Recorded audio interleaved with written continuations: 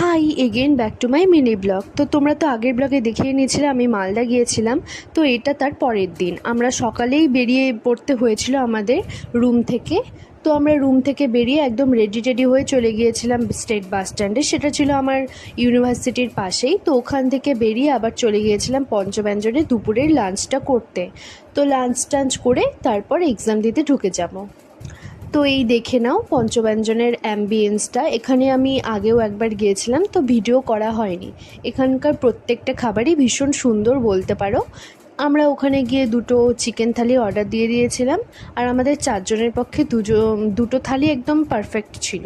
তো একে বলছিলাম যে কেমন লাগলো তোর, একটু বল। ওর তোর এক্সপ্রেশন দেখে নিলে তারপর এক্সাম দিয়ে আমরা এখন বেরিয়ে পড়লাম। এখন চলে যাব আমরা টোটো ধরে ওই স্টেশনের দিকে। আমরা ধরবো 5:40 তেভাগা এক্সপ্রেসটা।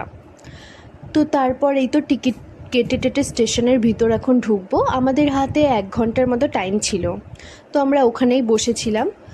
তারপর এই তো দেখতে 1 ঘন্টা কেটেও গেল।